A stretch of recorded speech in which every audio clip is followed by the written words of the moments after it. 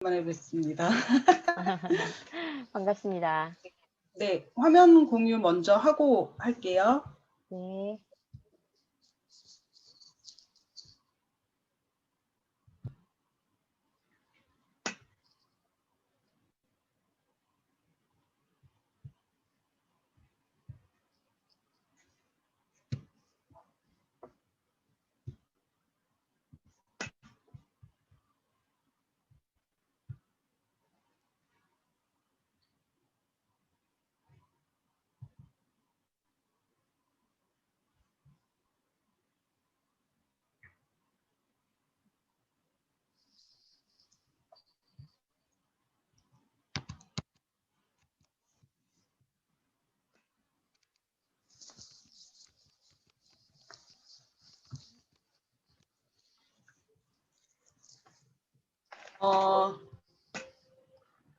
오늘 여러분과 제가 함께 할 거는 대사증후군인데요. 제가 여러분에게 혈관에 대해서 좀 얘기를 하고 싶었는데 그거를 준비하다 보니까 대사증후군을 뺄 수가 없더라고요. 대사증후군을 또 하다 보니까 거기에 이어서 나타나는 고혈압, 당뇨, 고지혈증을 또 같이 가져가야 되는 부분이 있어서 오늘 그거를 함께 나누도록 하겠습니다. 저는 전직 강남 세브란스병원 진단검사의학과라는 데서 근무했었고요. 그 근무하면서 저는 항상 병원에 오시는 그 환자분들을 보면서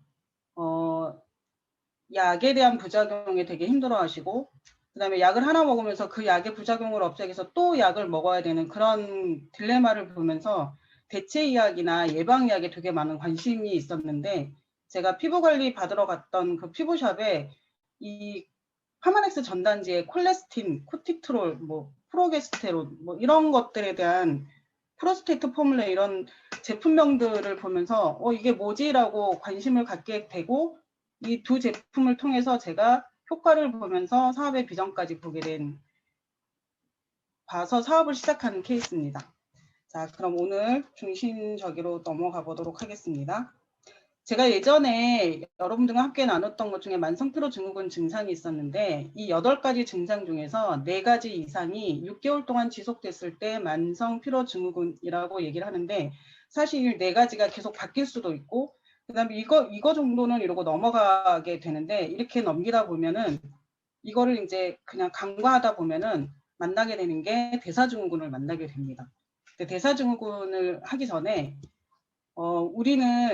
우리가 이제 그 음식을 먹었을 때 영양분을 섭취해서 에너지를 만들고 노폐물을 배출하는 과정을 신진대사라고 하는데 이 신진대사 과정에 문제가 생기게 되면 비만이나 그러니까 이렇게 우리가 그 먹는 먹거리나 아니면 먹거리들이 요즘에 너무 많이 풍부해져서 이 비만이나 운동 부족 등 여러 가지 이유로 대사 과정에 문제가 생기게 되면 이 섭취된 영양분들이 에너지로 쓰이지 못하고 혈액 속에 동동 떠다니게 되거든요. 근데 그 동동 떠다니게 되는 그 영양분이 혈당을 높이기도 하고 혈관벽에 쌓여서 혈전을 만들기도 하고 중요 장기에 지방으로 쌓이게 되고 그로 인해서 염증을 유발해서 각종 질환이 동시에 일어날 수 있는 질병 전 단계가 되거든요.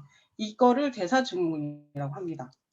이 대사증후군은 지표 5가지가 있어요. 이 5가지에 첫 번째가 허리둘레, 남자는 90 이상, 여자는 85 이상, 그 다음에 HDL 콜레스테롤이라고 해서 이제 우리 몸에 좋은 콜레스테롤 수치가 남자는 40 이하, 여자는 50 이하일 때, 그리고 중성지방은 150 이상일 때, 그리고 공복혈당이 100 이상일 때, 그다음에 혈압이 130에 85 이상일 때 대사증후군이라고 하는데 이 중에서 3가지 이상이 해당되면 대사증후군 진단을 받게 됩니다.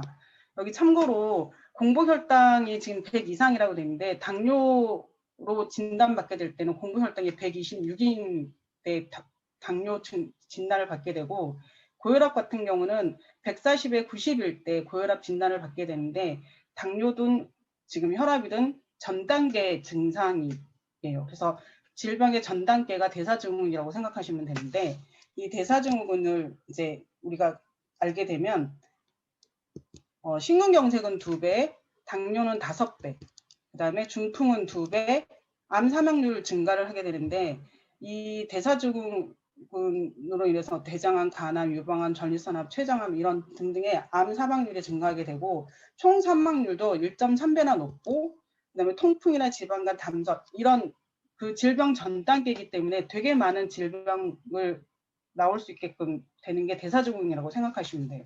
근데 여러분 그 나라에서 해주는 국가검진 다들 받고 계신가요?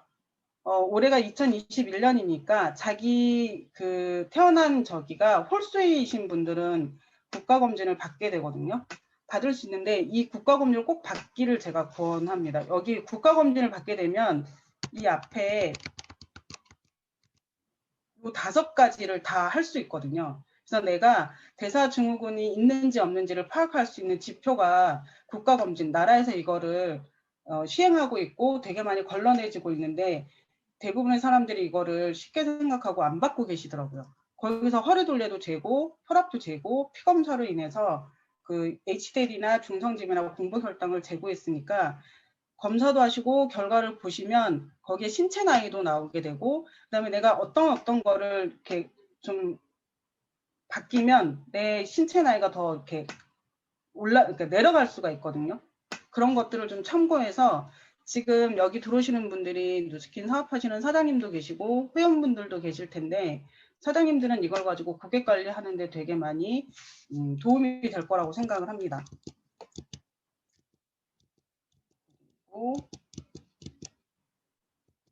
이제 혈관에 대해서 얘기를 할 건데요. 아까 그 필요 이상의 영양분들이 혈관에 동동 떠다닌다고 했는데 우리 몸의 혈관은 동맥, 정맥, 모세혈관으로 나뉘는데 먼저 동맥하고 정맥을 보시면 이게 3중막으로 되어 있어요. 뭐 내벽, 중벽, 그다음에 뇌벽 이렇게 해가지고 3겹으로 되어 있는데 이 3겹의 막 중에서 동맥을 보시면 중간에 이 내벽 말고 중간 벽이 근육으로 되어 있어서 엄청나게 이렇게 큰 탄력을 갖고 있거든요. 이 동맥의 이렇게 이 벽이 중간 벽이 높은 거는 그 혈압이 이렇게 자심실에서 혈관을 이렇게 딱 수축해냈을 때 그 압력을 견디기 위해서 탄력적으로 저기하게 하는 거고 바깥의 외벽은 결합 조직으로 되어 있어서 혈관을 보호하는 역할을 합니다. 옆에 있는 정맥을 보게 되면 중간에 중간벽이 되게 가늘죠. 그리고 정맥은 압력이 거의 없다라고 보시면 돼요. 우리가 그러니까 우리가 보통 혈압이라고 120에 80이라고 정상 혈압이라고 한다는 거는 동맥의 혈압 그 압력을 재는 거를 혈압이라고 얘기를 합니다. 옆에 보는 정맥에 보게 되면 정맥은 거의 그 중간벽이 되게 얇아요. 그러니까 정맥은 혈액을 저장한다고 생각하시면 되고 동맥은 우리 몸에 영양분하고 산소를 공급해 주는 거라고 생각을 하시면 돼요. 그래서 정맥은 보관 장소. 특히 이제 이게 많이 보관되는 게 간이라고 생각하시면 돼요. 그리고 이제 모세혈관 같은 경우는 모세혈관은 한 겹에 내피의 한 겹의 막으로 되어 있는데 요거 같은 경우는 우리 모세혈관에서 이산화탄소하고 산소를 교환하고 영양분을 주고 그다음에 노폐물을 닫고 이렇게 하기 때문에 한 겹으로서 이렇게 되게 이게 유용하게끔 빨리빨리 이게 될 수 있게끔 그래서 모세혈관은 되게 가는 혈관이고 우리 모세혈관은 우리 몸에 100억 개 정도 된다라고 합니다. 되게 많은 모세혈관들이 있어요. 그래서 그래서 우리 몸의 혈관의 길이는 12만 킬로거든요. 12만 킬로는 지구가 4만 킬로인데 지구의 3바퀴를 돌 수 있는 길이에요. 쫙 펼쳐봤을 때. 그리고 그 혈액의 순환 속도는 우리 혈액이 우리 몸을 한 바퀴 도는 데는 45초에서 1분이면 한 바퀴를 돌거든요. 그래서 이 혈액의 순환 속도는 시속 200km 정도 돼요. 이거는 서울에서 부산 KTX를 타고 갈 때 가는 속도이거든요. 그래서 이거는 엄청나게 빠른 속도로 이 피가 전달이 되고 그다음에 우리 몸의 혈액의 양은 체중의 8% 정도 되는데 체중이 70kg인 사람들은 한 6리터 정도의 혈액 양을 갖고 있다라고 생각하시면 돼요. 자, 이런 혈액을 가지고 이제 이 혈관을 보게 되면 처음에 우리 혈관은 첫 번째 혈관처럼 이렇게 깨끗하고 탄력적인 혈관을 가지고 있다가 식습관, 생활습관, 뭐 이런 노화 이런 걸로 인해서 이렇게 혈관 벽이 침착되어지는 것도 있고 손상을 받을 수도 있어요. 그래서 이게 이제 동맥경화나 죽상동맥경화로 가게 되는데 이렇게 이 혈관의 압력이 세지게 되면 첫 번째는 이제 우리가 맞닥뜨리게 된 게 고혈압이 맞닥뜨려지게 되거든요. 근데 이제 고혈압은 1차성 고혈압이랑 2차성 고혈압이 또 나누어지는데 1차성 고혈압은 본태성 고혈압이라고 해서 이거는 유전적인 성향이나 음주나 흡연, 노화, 운동 부족, 비만, 짜게 먹는 식습관, 스트레스 등으로 이렇게 오는 거고, 그다음에 2차성 고혈압은 뭐 병으로 인해서 내분비 질환이나 신장 질환, 그다음에 약물이나 무슨 혈관 질환으로 인해서 오는 거거든요. 근데 전체 고혈압의 90%는 1차성 고혈압이라고 생각하시면 돼요. 그래서 정상 고혈압은 120에 80이고 우리가 고혈압으로 진단받는 거는 140에 90일 때 고혈압으로 진단받게 됩니다. 근데 이 고혈압을 보면 우리가 왜 그 120에 80 할 때 120은 수축기 혈압인 거고요. 그다음에 80은 이완기 혈압인데 이 수축기 혈압이 뭐냐면 여기 지금 왼쪽에 그림을 보시면 우심방, 우심실, 좌심방, 좌심실이 있잖아요. 우리 심장에는 4개의 방이 있는데 이 좌심실에서 한번 이렇게 대동맥에 이렇게 펌핑할 때 이렇게 쫙 짜줄 때 그 압력이 수축기고요. 그 다음에 이렇게 쫙 짜졌다가 이렇게 딱 늘어날 때 이게 이완기라고 하거든요. 근데 이 수축기는 우리 몸에 이렇게 동맥에, 대동맥에 이렇게 한번 피를 이렇게 쫙 짜줄 때 그 압력이기 때문에 이게 엄청난 압력으로 가는 거예요. 그래서 이 120이라는 거는 이게 만약에 동맥 파열이 되잖아요. 그러면 천장까지 그냥 직선으로 올라간다고 생각하시면 돼요. 이 압력이 엄청 세거든요. 그래서 이 압력을 견디기 위해서 아까 동맥의 그 혈관이 이렇게 두꺼운 거라고 생각하시면 되고요. 그다음에 이완기는 한번 이렇게 짜주면은 짜준 것만큼 들어와야 되잖아요. 그 들어올 때 그 양을 측정하는 게 이완기인데 지금 여기 보면 고립성 수축기 고혈압이라고 그래서 앞에 수축기 120 보다 높은 160이 되잖아요. 이랬을 때는 수축기 고혈압, 고립성 수축기 고혈압이라고 하는데 이거는 노화가 됐을 때, 그러니까는 60대 이후나 50대, 뭐 빠르게는 50대 이후도 되지만 60대 이후에 그 고혈압 환자들한테 많이 나타나는 증상이에요. 그러니까 혈관을 되게 오랫동안 썼기 때문에 그리고 그 압력을 계속 견뎌왔기 때문에 혈액 그 동맥이 동맥경화가 되고 그런 압력이 딱딱해져가지고 벽에 때리는 그 압력이 더 세지기 때문에 수축기 고혈압이 생기는 거고 이완기 고혈압 같은 경우는 피가 이렇게 들어와야 되는데 혈관이 이렇게 좁아져 있거나 탄력이 떨어져 있거나 아니면 거기에 무슨 그 콜레스테롤 같은 게 껴 있으면 들어오는 양이 작아지겠죠. 이런 거는 40대 남자분들한테 많이 나타난다고 합니다. 그리고 여기 지금 수축기하고 이완기의 그 중간, 우리가 정상 혈압을 120에 80으로 봤을 때 그 중간을 맥압이라고 하는데 이 맥압은 40에서 50까지 정도는 괜찮은데 이 맥압 차이가 되게 많이 나면 혈관의 그 탄력도가 되게 많이 떨어져 있고 이걸로 인해서 나타나는 증상들이 되게 심각해져요. 그래서 이 맥압이 60 이상, 그러니까 우리가 보통 요즘에는 은행도 그렇고 뭐 되게 많은 데서 이렇게 자동 혈압기가 되게 많잖아요. 근데 이 맥압 차이가 60 이상 차이가 나면 병원으로 가서 진료를 받아보시는 게 좋습니다. 그리고 이제 고혈압 중에 배기 고혈압이라는 게 있는데 집에서 요즘에 뭐 자가혈당 측정기나 혈압기 같은 걸 집에 많이 가지고 계시는데 집에서 잴 때는 괜찮은데 병원만 가면 높아지시는 분들이 있어요. 이런 분들 같은 경우는 병원에서 고혈압이라고 얘기를 들을 수도 있는데 집에서는 그렇지 않다라는 거를 꼭 얘기해 주시면 의사 선생님께서 참고하시니까 이것도 참고로 알고 계시면 좋을 것 같고요. 그다음에 고혈압 같은 경우는 고혈압에 대한 생활습관 교정 가이드라인이 나와 있어요. 보건복지부하고 대한의사협회에서 이렇게 만들어 놓은 가이드라인이 있는데 체중 감량 꼭 하셔야 되고 대시 식사요법이라 해서 이게 고혈압 그 치료 식이요법이 따로 있거든요. 그렇게 하셔야 되고 염분 섭취 줄이고 신체 활동도 하셔야 되고 절주하시라고 되어 있어요. 근데 이렇게 하기가 쉽지가 않잖아요. 그래서 우리가 이제 그러니까 혈압이 높아지게 되면 약을 먹게 되는데 제가 고혈압의 약 기전에서 좀 찾아봤는데 고혈압의 기전은 되게 간단해요. 지금 그 혈관이 좁아지거나 탄력이 좀 줄어들어서 이렇게 수축기 그러니까 이렇게 좌심실을 이렇게 쫙 짜줄 때 압력이 되게 크게 받잖아요. 그래서 크게 받는 압력을 좀 줄이기 위해서 혈관을 이렇게 확장시키는 그런 약이 있고 또 하나는 신장에 이뇨제를 써가지고 소변량을 많이 배출하게 되면 혈액량이 줄어드는 효과가 있대요. 그런 것도 있고 하나가 더 있었는데 생각이 안 나네요.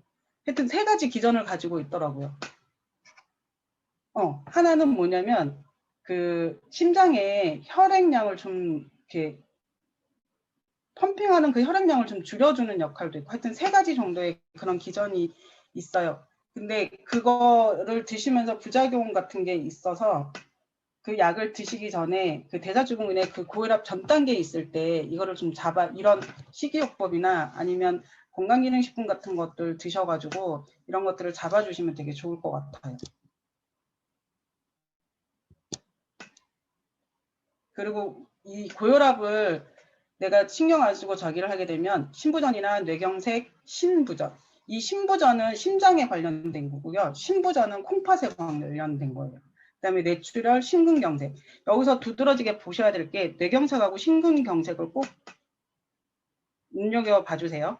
그래서 고혈압을 방치했을 때는 이런 좀비들이 쫓아온다고 생각하시면 돼요. 그리고 그 다음에 이제 당뇨로 넘어가는데 당뇨 증상 같은 경우는 대표적인 게 체중 감소가 있고 그 시야가 그러니까 이게 사물이 똑바로 보이지 않는 그런 것도 있고 단뇨, 그 다음에 그 구갈, 그 다음에 피로, 더딘 상처 회복, 그 다음에 다식도 있거든요. 근데 이런 증상이 나타날 때는 이미 되게 많이 진전됐다라고 생각하시면 돼요. 근데 고혈압보다 당뇨가 정말 심각한 게 당뇨는 제가 간단하게 설명을 드리면 아까 우리가 그 음식을 되게 많이 먹었을 때 영양이 과잉됐을 때 혈액 중에 둥둥 떠다닌다라고 얘기를 했잖아요. 근데 그 떠다니는 것 중에 포도당에 관련된 거예요, 당뇨는.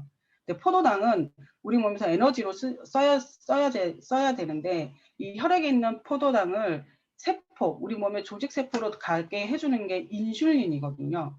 근데 이 인슐린이 이 역할을 제대로 하지 못하는 게 인슐린 저항성이에요. 이거를 좀 더 쉽게 설명을 하면 이런 거예요. 시중에 돈은 되게 많이 이렇게 유통이 되는데 각각의 집에는 돈이 없는 거랑 똑같은 거예요. 정말 우리는 살아가면서 돈으로 되게 많은 것들을 해결하고 있는데 시중에는 돈이 되게 많다는데 나만 돈이 없는 거 같은 그런 거예요. 그래서 이 포도당이 그래서 이렇게 세포로 들어가서 이 에너지로 써야 되는 포도당이 혈액 속에 둥둥 떠다니면서 이렇게 계속 오래 떠다니게 되면 이 포도당에서 당독소라는 것을 배출하게 돼서 이걸로 인해서 또 혈관이 손상되는 것들은 나중에 설명드리도록 하겠습니다. 이 당뇨 같은 경우는 정상은 여기서 보면 공복혈당 19~2시간 당화혈색소가 있는데 지금 주변에 40대 이후이신 분들은 당뇨나 고혈압이나 고지혈에 안전하신 분들은 많지 않으실 거예요. 그래서 이거 보시고 주변에 있는 분들이랑 많이 공유를 하셨으면 좋겠는데 여기 보면 정상이 있고 당뇨병 전 단계가 있고 당뇨병이 있는데 이 공복혈당 19~2시간 그 다음에 당화혈색소가 있잖아요. 근데 공복혈당 같은 경우는 여기 보면 126일 때 이제 당뇨 진단을 받게 되고 식후혈당은 200 이상일 때 당화혈색소는 6.5 이상일 때인데 이 공복혈당이랑 식후 2시간 검사할 때 공복혈당은 꼭 8시간 지키셔가지고 체열하셔야 되고 식후 2시간 같은 경우는 식사 시작 시간부터 2시간을 해주셔야 돼요. 그리고 식사 시작부터 2시간 그 피법 때까지는 식사만 하시고 중간에 다시 공복하셔야 돼요. 왜냐하면 음식을 드시게 되면 계속 이 혈당은 올라가게 되거든요. 그리고 식후 2시간 같은 경우는 식사 딱 끝나고 1시간이 될 때 당뇨의 피크점을 찍고 다시 2시간이 됐을 때는 정상으로 돌아오는데 당뇨가 없으신 분들은 이게 정상으로 돌아오지만 당뇨가 있으신 분들은 정상으로 돌아오지 못하고 혈중에 남아있는 당을 재는 거예요. 그래서 중간에 음식물이 들어가게 되면 절대 안 되고요. 딱 한 끼 식사만 하시고 2시간을 맞춰서 재시면 되고 당화혈색소 같은 경우는 이 혈색소는 적혈구를 얘기하는 거고요. 여기서 보면 이 당화혈색소라는 거는 뭐냐면 헤모글로빈 A1C라는 검사가 병원에서 진행되는데 이 당화혈색소는 적혈구는 우리가 보통 90일에서 120일 정도 수명을 가지고 있는데 이 적혈구에 포도당이 붙어 있어요. 그거를 세는 거예요. 그래서 이 당화혈색소를 재게 되면 한 3개월 정도의 평균 그 당 수치가 나온다고 생각하시면 돼요. 그래서 6.5 이상이 되면 당뇨라고 진단을 받게 됩니다. 그래서 당뇨가 있으신 분들은 6점 이하로 이거를 항상 유지하도록 노력하셔야 되고요. 그 다음에 이제 당뇨 있으신 분들은 자가혈당 측정기를 꼭 가지고 계실 텐데, 자가혈당 측정기는 손끝에서 이렇게 찔러서 검사를 하게 되는데, 그때 쓰는 게 이제 전혈이라고 해요. 피 전체. 그러니까 그 안에는 되게 여러 가지가 있는데 전체 피로 검사를 측정하는 거고, 병원에 가서 왜 체열을 해서 피를 뽑아서 하게 되면 피를 뽑은 다음에 이런 용기에 뽑아서 원심 분리를 해서 이거를 혈장하고 혈청으로 분리를 해서 위에 거 가지고 노란색 부분 갖고 검사를 하거든요.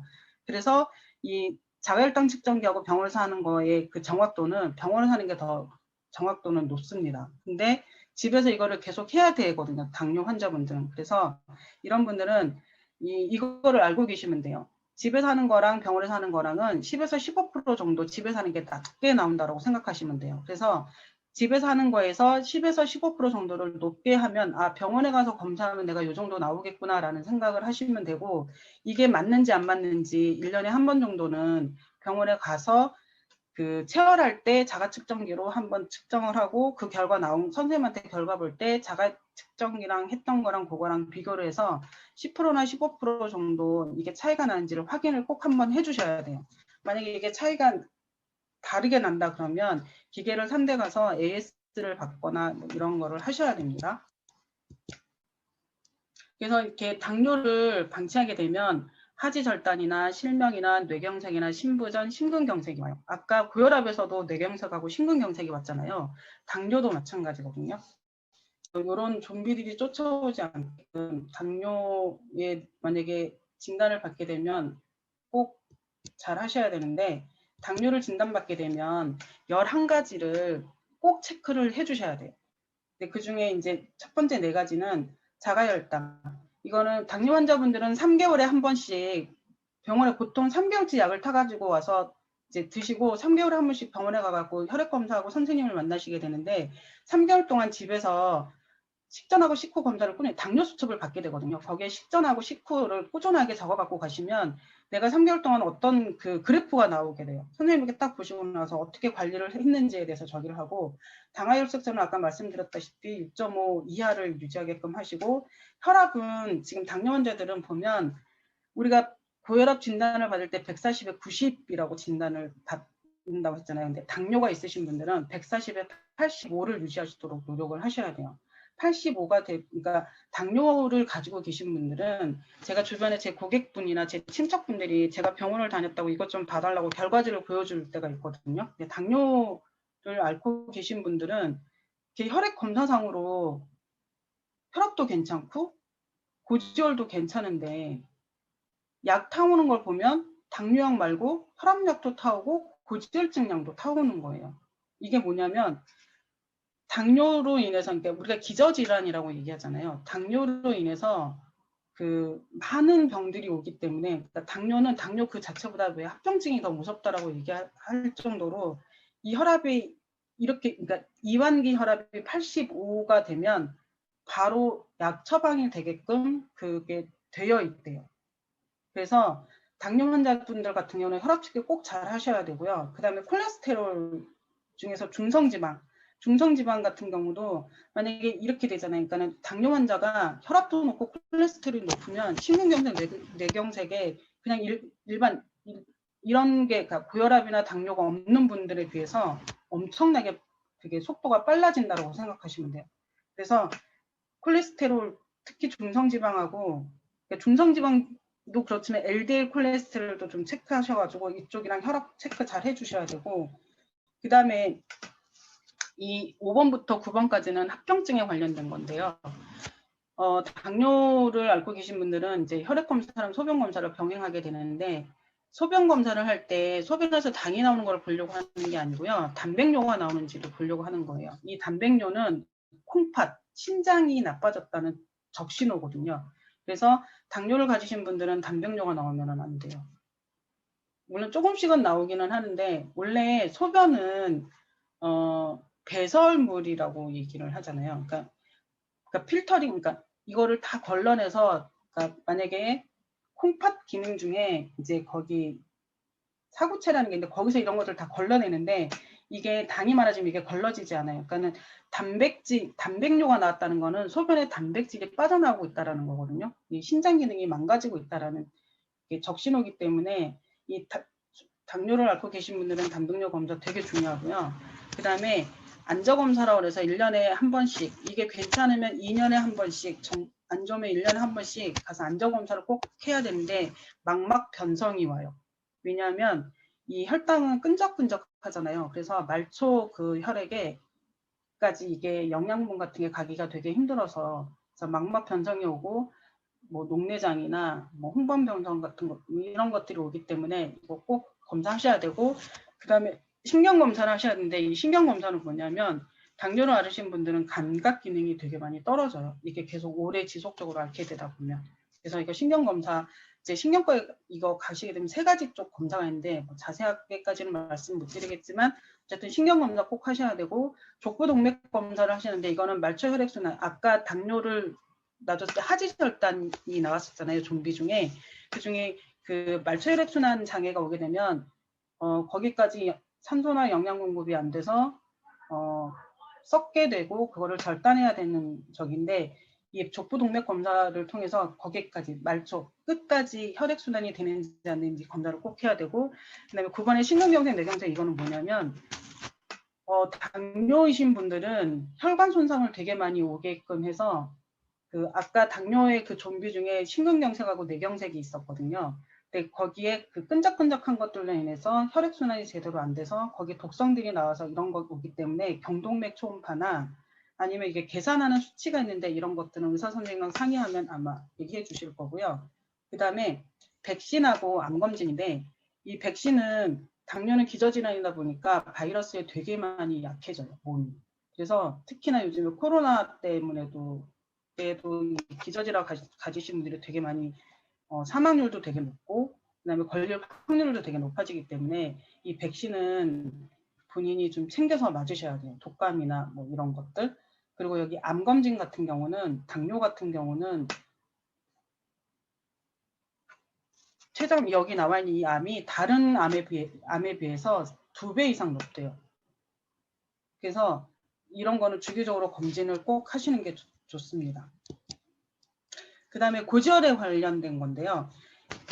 고지혈 같은 경우는 여기 보면 우리의 가장 기본적인 단탄지, 단백질, 탄수화물, 지방 이런 것들이 이제 우리 몸에 들어왔을 때 여기 옆에 되게 복잡하지만 옆에 색깔들로 나타나 있거든요. 그래서 제가 이 그림을 넣었는데 우리가 이렇게 보면 단백질은 빨간색, 그다음에 탄수화물이 이제 포도당으로 변하는 당질은 녹색, 그다음에 지질이 주황색에서 지질이 지방산하고 콜레스테롤로 바뀌는데 지방산으로 바뀐다는 건 뭐냐면 예비 저축해준다고 생각하시면 돼요. 우리 몸에서는 비상식량으로 지방을 비축하거든요. 비상시에 쓰려고. 근데 여기 밑에 콜레스테롤이 파란색이잖아요. 그리고 이 옆에 딱 보면 되게 복잡하지만 밑에 LDL하고 HDL을 보면 LDL은 파란색이 거의 저기고 바깥에 빨간색 단백질 이렇게 조금 있잖아요. 그리고 밑에 HDL 같은 경우는 단백질이 띄엄띄엄 있고 중간에 콜레스테롤이 있고 지방산이 조금씩 있죠. 우리가 LDL을 되게 나쁜 콜레스테롤이라고 얘기하는데 나쁜 콜레스테롤이 아니에요. 이거는 뭐냐면 이렇게 운송해주는 운송 차량 같은 거거든요. 우리 몸에 그러니까 콜레스테롤하고 단백질을 운송해 주는데 많아서 문제인 거예요. 이게 너무 많게 되면 그러니까 이런 거죠. 내가 우리 집에 그러니까 집에 되게 많은 것들이 쌓여서 더 이상 필요 없어서 이거를 더 받을 일이 없어서 혈관 중에 이게 둥둥 떠다니게 된 거예요. 이 떠다니는 LDL이 오래 되다 보면 거기서도 독성이 이렇게 나오게 되거든요. 그래서 이 고지혈증 가지신 분들은 보통 이렇게 체열을 해서 원심 분리를 하게 되면 저 글씨가 보일 정도로 되게 투명하거든요. 근데 고지혈증 가지신 분들은 여기 딱 보면 정상의 혈액은 되게 맑은데 중성지방이 많은 혈액은 이렇게 뿌예요. 뿌옇다 못해서 꺼맣게 되는 것도 있거든요. 그러니까 되게 그리고 이런 중성지방이 많은 분들은 체열을 딱 할 때 피가 나오는 속도가 되게 더뎌요. 끈적끈적하는 게 이렇게 육안으로 보일 정도로 심하신 분들도 계시거든요. 그래서 이 고지혈 고지혈증 같은 경우는 가장 하는 게 동맥경화에 이제 노출을 되게 많이 시키는데, 이 우리가 흔히 동맥경화하고 죽상동맥경화를 이제 혼합해서 그냥 동맥경화라고 하는데, 원래 동맥경화는 고혈압 환자들한테 많이 나타나요. 그러니까 고혈압, 아까 수축기 혈압이 엄청난 속도로 벽을 이렇게 때릴 때 그 압력이 너무 세기 때문에 혈관 자체가 혈관을 보호하기 위해서 벽이 이렇게 딱딱하게 굳는 거예요. 그래야지만 혈관이 터지지 않기 때문에. 그래서 혈관이 이렇게 동맥경화, 동맥이 딱딱해지면 탄력이 없기 때문에 이거를 짤 때도 제대로 많이 못 짜주고 들어올 때도 제대로 많이 못 들어오고 그냥 압력만 세지는 거예요. 그래서 이게 동맥경화는 고혈압 환자들한테 이렇게 필수적으로 따라오는 것 같아요. 근데 죽상동맥경화 같은 경우는 어떤 경우냐면, 죽상동맥경화는 여기 그림상에 보면 아까 동맥이 3겹으로 되어 있다 그랬잖아요. 내피, 그다음에 중간, 그다음에 외피 이렇게 되어 있는데, 그 내피에 고혈압 같은 경우는 그 높은 혈관의 압력으로 인해서 혈관의 내피가 손상이 돼요. 그러니까 혈관 맨 안에 있는 내피는 혈관이, 그러니까 혈액이 흐르게끔 되게 부드럽게, 그러니까 점막까지는 아닌데 되게 부드럽게 되어 있는데, 되게 높은 압력으로 이걸 막 때리다 보면 거기 이렇게 손상을 일으키게 되고, 그다음에 당뇨 같은 경우는 아까 포도당이 혈관에 되게 많이 오랫동안 떠다니게 되면 거기에서 당독소를 내뿜는다고 했잖아요. 그래서 그 당독소로 인해서 또 혈관 내피가 손상이 돼요. 그리고 고지혈증 같은 경우는 LDL 콜레스테롤이 이제 배송을 해야 되는데 더 이상 배송할 데가 없어서 혈관 안에 이렇게 동동 떠다니다 보면 거기서도 독소가 발생이 되고, 그 독소가 발생이 되는데 더 나쁜 거는 아까 고혈압이나 당뇨로 인해서 혈관 내피가 이렇게 손상된 거, 그리고 LDL 콜레스테롤에서 나오는 그 독소로 인해서 또 혈관 내피가 손상이 되는데, 그 손상된 내피 안으로 LDL 콜레스테롤이 가서 쌓이게 되는 거예요. 옆에 왼쪽 그림처럼. 이렇게 쌓이게 되면 혈관의 흐름이 이렇게 되고, 이러다 보면 이렇게 터지거든요. 그래서 보통 우리가 뇌출혈이나 뇌경색이나 이런 분들은 뇌 안에 아니면 그 심근경색 같은 것들은 이게 제대로 혈관이 이게 압력을 이기지 못하고 혈관이 터져버리는데, 우리 뇌혈관 같은 경우는 머리카락의 100분의 1 정도 되는 혈관도 있고, 머리카락보다 어쨌든 가는 그 혈관들이 이런 지질이 쌓이게 되면은 당연히 터지겠죠. 그래서 뇌혈관에서 터지면 뇌출혈, 심장에서 터지면 심근경색, 그러니까 그게 굳어버리면. 그래서 여러분들은 되게 사망률이 되게 높아져요. 그래서 고지혈증 같은 경우는 뇌경색하고 심근경색에 직격탄을 준다라고 생각하시면 돼요. 그래서 세계 10대 사망 원인을 보면 심혈관 질환이 첫 번째고 뇌혈관 질환이 두 번째로 되어 있잖아요. 근데 우리나라 같은 경우는 암이 1순위거든요. 1인데 우리나라에서 암은 전체적으로 모든 암을 다 통계에 넣기 때문에 1위가 되는 거고요. 2위에 보면 심장 질환이고 3위가 뇌혈관 질환이거든요. 결국 암을 분산시키면 세계적으로 보면 폐암이 하나, 둘, 셋, 넷, 다섯, 6번째잖아요. 그러니까 암을 개별 분류를 한 건데 우리나라는 암을 뭉뚱그려서 전체 암으로 보기 때문에 1위인 거고, 결국 보면 우리나라도 2위가 심장질환, 3위가 뇌혈관 질환인 것처럼 전세적으로 봤을 때 심혈관 질환, 뇌혈관 질환이 되게 직격탄을 맞고 있는 거예요. 이게 다 혈관에 고지혈증으로 인해서 되게 많이 하는데 거기에 당뇨나 고혈압까지 있으면 3중고가 되는 거죠. 그래서 우리가 지금 이렇게 당뇨나 고지혈이나 뭐 대사증후군도 마찬가지지만 대사증후군을 좀 더 빠르게 정상화시키고 고혈압이나 당뇨나 이런 고지혈을 갖고 계신 분들한테 전신 해독을 할 수 있는 그 TR90 90일 패키지가 있는데, 이거는 우리 몸으로 봤을 때는 리모델링 한다고 생각하시면 돼요. 그래서 집에 리모델링 하게 되면 되게 많은 것들을 해야 되잖아요. 그래서 먼지도 많이 나고 이래서 TR90 활동하는 호전 반응을 되게 많이 겪게 되지만 90일이 지나면 기적 같은 거를 경험하시게 될 거예요. 가장 대표적인 게 우리가 해독을 했다라고 딱 느껴지는 게 혀에서 많이 느껴지는데, 혀의 미래가 7일 간격으로 세포 주기가 저기 되면서 90일이 되면 모든 미래가 다 살아난다고 합니다.